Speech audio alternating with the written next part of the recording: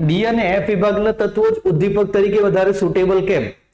તો આમાં બુદ્ધિ એ લગાવવાની આપણે કે આમની એક ખાસિયત છે કે દાખલા તરીકે આપણે મેંગેનીઝની વાત કરીએ તો Mn જે છે +2 થી લઈને Mn જે છે +7 સુધીની ઓક્સિડેશન અવસ્થાઓ દર્શાવી શકે છે.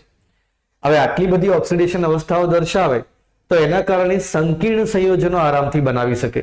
અને ઉદ્દીપકની તમને ક્રિયાવિધિ ના ખબર હોય તો હું એકવાર સમજાવી દઉં. આપણે રાસાયણિક ગતિકીમાં જોયું હતું કે ઉદ્દીપક આવી રીતે કોઈ પ્રક્રિયા થતી હોય, A અને B વચ્ચે પ્રક્રિયા થતી હોય, ઉદ્દીપક C હોય અને નિપજ બનતી હોય AB, તો પહેલા એ પ્રક્રિયક સાથે ઉદ્દીપક પ્રક્રિયા કરે, એનાથી બનાવે AC, અને AC જે છે પછી B સાથે પ્રક્રિયા કરે અને ત્યારે આપણને ફાઇનલ નિપજ તરીકે AB મળે ને પછી C ઉદ્દીપક છૂટો પડી જાય.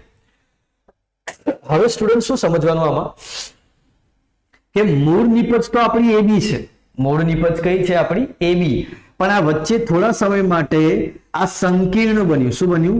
સંકીર્ણ, કાં તો આપણે એને કહીએ મધ્યવર્તી સંયોજન. નામ આપીશું આપણે મધ્યવર્તી સંયોજન.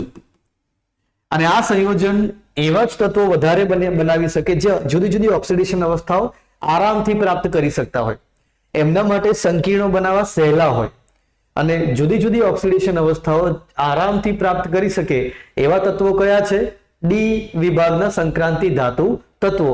અને એટલા માટે ઉદ્દીપક તરીકે સૌથી વધુ પસંદગી જે છે તે ડી વિભાગના સંક્રાંતિ તત્વોની કરવામાં આવે છે.